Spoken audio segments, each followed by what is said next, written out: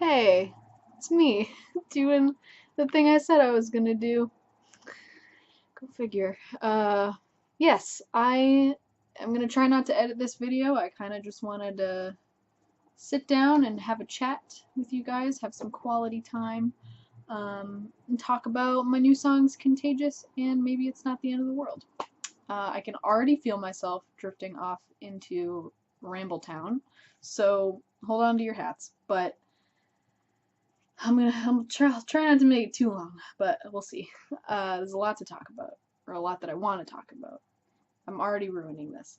Uh, but yeah, I'm sure you guys can tell um, with those songs that I sort of took a little bit of a different approach to songwriting. I went in a different direction than I'm used to, because I sort of realized that I wasn't really writing the kinds of songs that I want to be writing. I wanted to write more um, lighthearted stuff, to say the least. Um, because with a lot of my songs, um, and like don't you can still like them, but this is just my opinion. It's hard for my old songs to really hold up for me, because they're so emotionally driven, and that's really all there is to them. Like they can sometimes be clever, they can have an interesting point, they can be about some cool things, but at the end of the day, I'll listen to my older stuff and just can't get over how whiny I sound. And like, if you know anything about me in real life, that's just not who I am. I'm sort of the type of person that like to diffuse tension or just make everybody in the room feel a little bit better, or even make myself better about something. I will joke about it. You guys have noticed that I'm a little self-deprecating, and I don't want that to come across as me being insecure or like I'm not confident in myself, because I genuinely am. Like I'm in love with myself. I'm quite a narcissist, and I feel like you have to be a creator like this a little bit. But yeah, and I never make jokes that are inappropriate. Like I never make jokes in situations that are meant to be like, let's avoid the thing that's hurting people, because I'm very in touch with my emotions, and I'm very sensitive to how other people are feeling, and I try to read situations really well. Um, so jokes for me, and like being sarcastic and just being funny and goofy in serious situations, is a way for me to be like, let's just take ourselves less seriously for a second. Let's just be okay for a couple minutes. Um, so I want to write songs like that. And every time I've tried to before, it's just been miserable because I overthink it really hard. Like I'll just be like, "Oh my god, I want to write something funny." And my brain is like, "This is funny. This is funny. This is funny. Please put all of it in one song." And then I have like an 8-minute long rap about God knows what. Like it just never worked. I just was approaching it the complete wrong way. And so I was like, "Hey girl, do you want to write songs like this? Okay, how can we get there? What are the ingredients to these songs that you previously did not have in your pantry?" And I realized that growing up, I listened, like some of my favorite artists were people who wrote comedically or about sci-fi or fantasy or monsters, or just songs you don't typically hear, just cool topics and concepts and stuff like that. And like when I was little, I listened to Weird Al like every single day, and I loved Ludo and Molly Lewis and They Might Be Giants and Flight of the Conchords and Jonathan Colton. Like I'm so obsessed with Jonathan Colton right now specifically. I've always loved him, but right now I'm just like I can't stop listening to him, and you'll know that if you follow me on Snapchat. Uh, he's just the best. His songs are exactly what I want to be writing. It's everything about them is so good. And if you care about me at all, you will listen to his latest album called Solid State, and you will also read the graphic novel and buy a t-shirt and support the shit out of it, because it's so good, and it made me cry, like sobbing, like disgusting, ugly crying sobbing at like 4 in the morning several times. It's just a great album. It's a great album, and I'm gonna cover a song from it next month. There's my plug. All right, moving on. So those are the artists that I really, really connect to and really enjoy, and I feel like reflect how I feel as a person and how I interpret the world. So I was like, okay, what can I learn from these people that I'm not already doing, and how can I use their influence to make songs that I enjoy more and enjoy writing. And I sort of boiled it down to two specific things, which ended up being two songs. And the first point was that sort of concept that I talked about of like using comedy to sort of diffuse a situation, to sort of take your mind away from something serious for a second. And it's not avoiding it, you're still addressing the thing, but you're using comedy to sort of make it feel better, make light of a situation without like being insensitive in a way. And so that's what I tried to do with Maybe It's Not the End of the World, because that is a thing I'm deeply afraid of. I really like all right, this is gonna get into an emotional talk.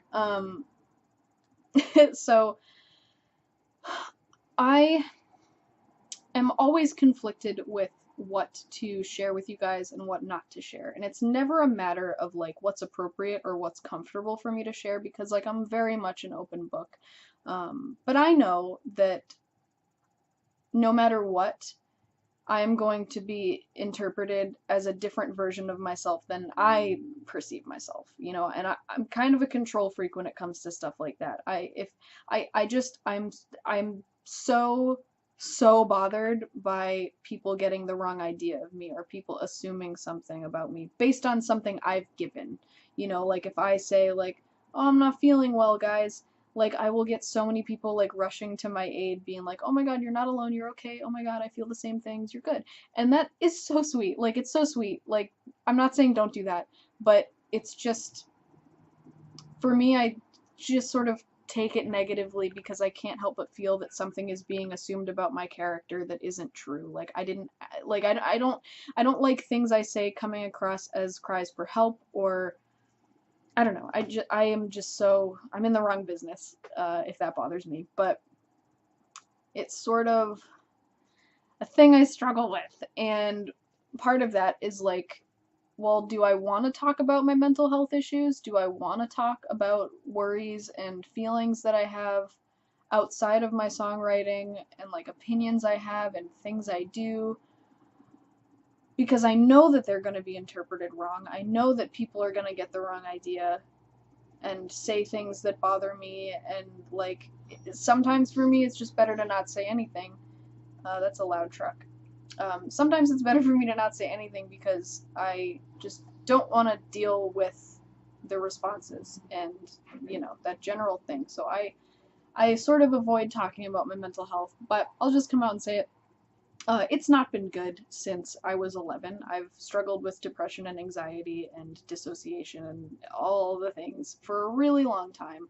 And at this point, I'm great. Like, I'm a functioning, capable person, and it doesn't stop me from being happy and enjoying things, but it does affect me, and I don't want anyone to worry. I don't want anyone to think I need help, or I don't need like reassurance that I'm not alone, because I know I'm not alone. I'm fine. I'm literally fine.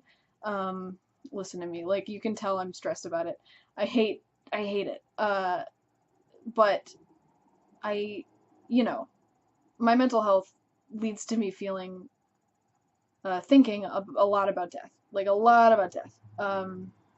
And never in like a suicidal way, because I don't want to die. Like that's the whole thing. I just have a lot of stress and anxiety and sleepless nights and crying, trying to force myself to come to terms with death, because I think it's very important to address it. I think it's very important to realize it and acknowledge your mortality, because I know a lot of people who avoid it. Like you'll bring up death or like something surrounding it, and they'll be like, no, no, no, no, no, no, no, no, it's not gonna happen. I don't want to talk about it. And like, I just think that's not healthy. That's just my opinion. Um, I think, I mean, if I were better at it, I'd probably be living a better life, but I'm not good at addressing death because I'm so afraid of it. And that's what I'm trying to get over by addressing it. And haha, remember you're gonna die. Troubling. But I forget where I was going. I told you this video is gonna be ridiculous. But it's, yeah, comedy. What was I talking about? What was I talking about? I got wrapped up in myself. Um, diffusing a situation, and mental health. So yeah, I think about death quite a lot. I think about disasters a lot. I think about nuclear bombs a lot. Like, anything. Like, sometimes I'll be having a really good day, a really good moment. I'll be looking into my lover's eyes, and I'll just think about death. So you can imagine my dismay when our fucking orange potato ass diaper baby chicken man president started messing around with nuclear threats.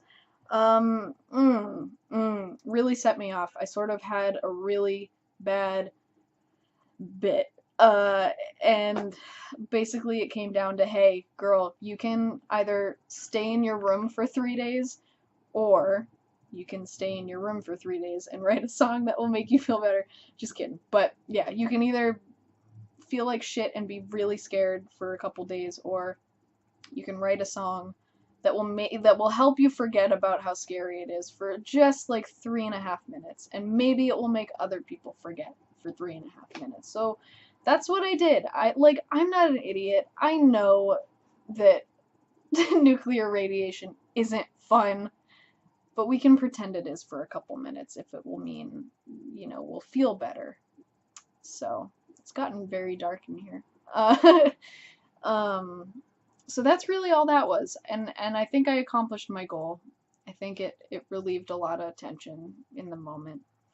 Um, but the real fun stuff, now that I've talked for freaking 12 minutes about nothing coherent, Contagious. Contagious sort of developed off of my second ingredient of the artists I like, which was that, it's my belief that comedy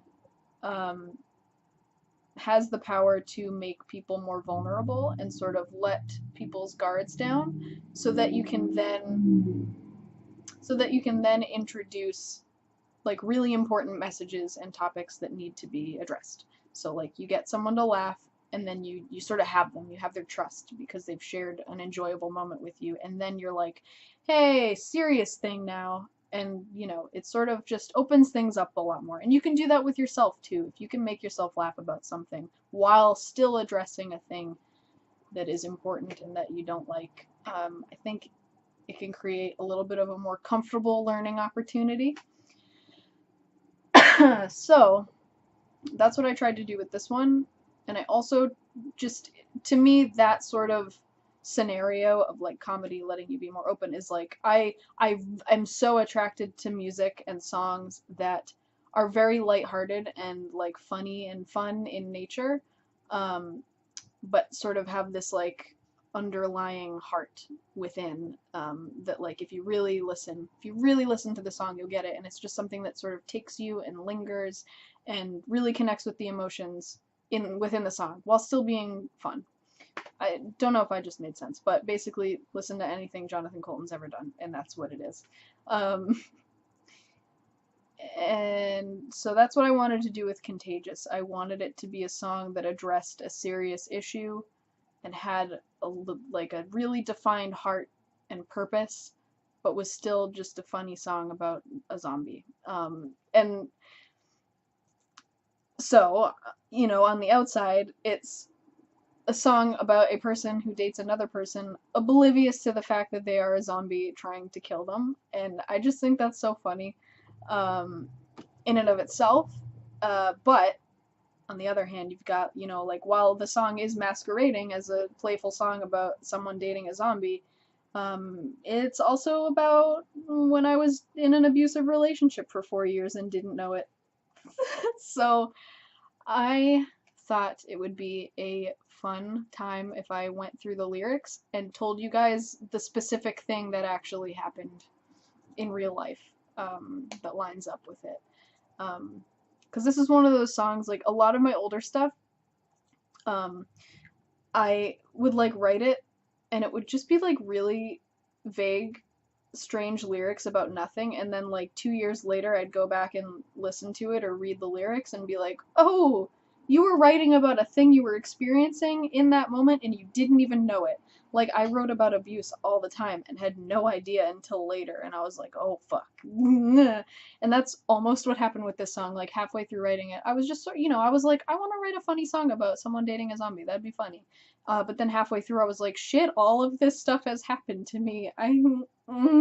So, I will tell you the things that happened to me. So we got the first verse. Hey cutie, I found your profile online. You said you wanted someone with a brain. Hey, that's me. So that we found each other on MySpace, me and this person, and it's sort of me joking about how like people will be like, oh, I want someone who's smart and someone who fits these characteristics, but they'll be like so vague. It's like, I want someone with a brain. Everyone's got one of those, but you're like, oh my god, I have a brain. That's me. Oh my god, we're like soulmates, you and me, buddy. And like that was me making fun of that, but also it's a zombie. He wants your brain. And before I even go into the rest of the song, this person that I dated was very, very unwell, a very troubled soul, and he liked to call himself a zombie. So this is kind of very tongue-in-cheek, and I like didn't mean for it to be. But yeah, he liked to pretend he was a zombie, and he would just kind of bite my arm really hard out of nowhere for no reason and leave marks, which at the time I thought was funny, but now I realize, don't fucking bite me. Like, don't touch me. And so that's what the next couple lines are. Even there's also an oral sex joke in there. That part didn't happen, but that part is sort of just like, oh, I thought what you were saying was nice. Why are you doing something that is not nice? False expectations. And then it sort of goes into like, oh, you're so cute. You're so cute, and I'm ignoring the bad things about you in favor of how cute you are and how much I think I'm in love with you. Like, and that's something that happens all the time. Like you'll disregard all the stupid like shitty things people do just because they're good looking or they said some like one nice thing once. And that's what that second part is like. You're so cute in a dumb and always hungry sort of way, being like, you're a zombie, but you're cute, so whatever. And then it's like you're kind of mute, but baby, I know what you're trying to say, and that's that's when someone just like won't I don't know, they just like won't express their love at all in like any way that's compatible with you. Um, but you're just kind of like, oh well, I know he loves me. I know he loves me because he does this and this and this. But it's like, just say it. Just tell me you love me, please, please.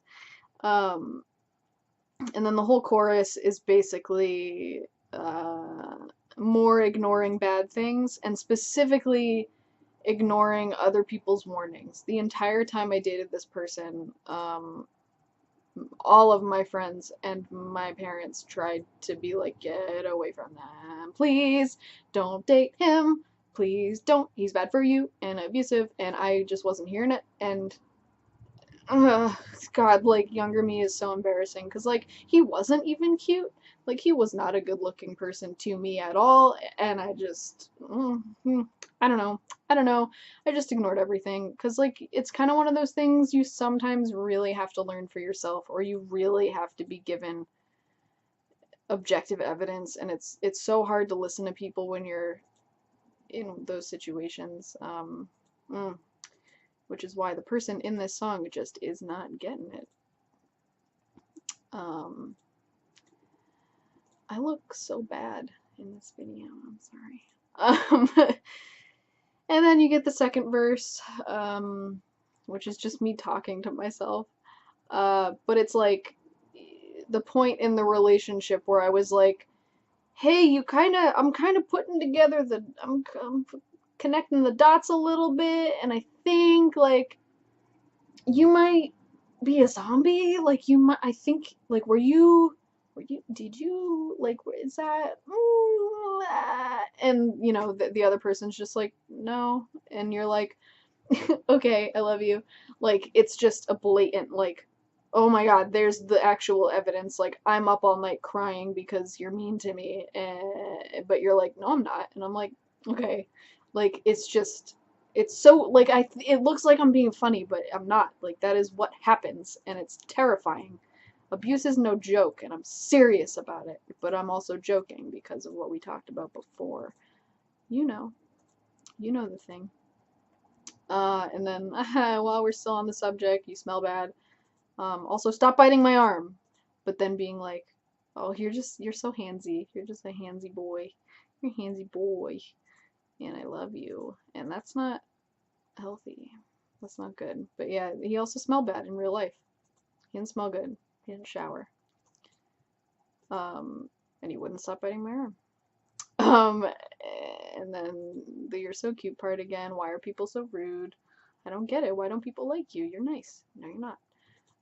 Chorus, and then where you get to the like sort of actual bit of reality in this song of the bridge of another fight tonight. I think I'm feeling weak. I've given so much of me, so many literal pieces of me, literally. Like, that's funny because that's in the song. She's getting chunks of skin taken off of her because her boyfriend keeps biting her. But it's also just like, oh my god, like, I'm having this moment of realizing that, like, I've given so much to this and it's exhausting and I don't know if I can do it anymore. And then the final chorus, like, they can see how lovely you are because you devoured my heart. Ha ha ha ha. It's funny because zombies eat people. Um, and then at the end, the character is realizing, oh fuck, I'm dating a zombie. This might actually change things. I didn't realize this until now. Um, and that's like basically my response to abuse is me being like, oh, you don't say. I just read this entire list of abusive qualities and warning signs to look out for in relationships, and they all apply to me. Oh, fuck. I guess that might change things. This might be devastating to me in my life. And that's it, man. That's the song. I wanted, I wanted to keep writing songs about my experience with abuse because it is kind of funny. Like, it's not funny. It's not a funny thing that happens. It's really serious, and I think more people than anyone realizes are in abusive relationships in the world. Like, I feel like there's just so much shit that we settle for and or settle with rather. I don't know. There's just so many things that we think relationships are supposed to be that are actually like super toxic and not good. Like, you're not fighting all the time is not okay. Disagreeing is fine.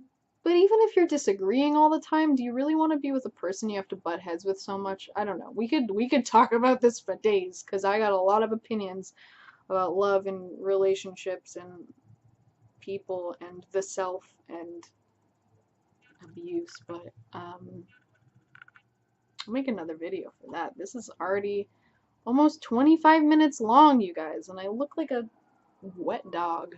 It's very sweaty in my room.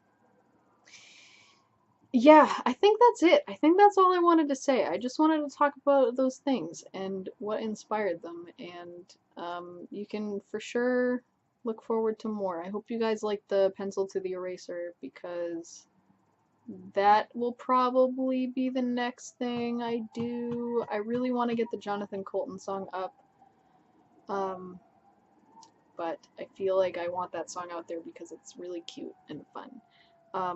It's so dark. It is like pitch black in my room, but I have the laptop in front of me. Okay. Yep. I don't know how to stop talking. I hope you guys enjoyed this. I hope that the insight was warmly welcomed. I hope that wherever you are, you're having a good day or afternoon or night. I hope you get to sleep well. I hope you ate some good food today. I hope you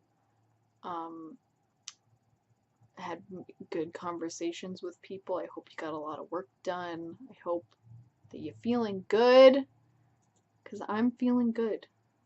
I'm just very tired. They're doing a a Chucky marathon tonight, and I don't want to miss it. I want to see Chucky. Those are my favorite movies. You know what? Okay, if you listened all the way through, if you are still here, drop a comment down below. Smash that like button. Fuck. Yeah. Leave a comment with your feelings or unrelated feelings. Just comment. There's a lot of you, and I feel like none of you talk to me, and I would like it if you did. Please talk to me.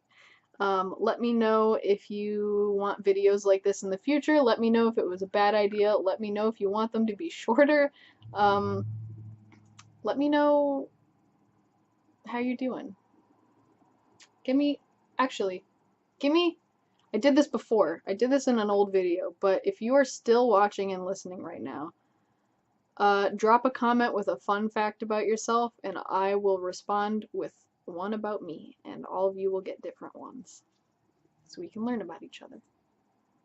All right, I think that I'm leaving. I think I'm going. I think I have like 2 days worth of editing ahead of me. Okay. I love you, bye.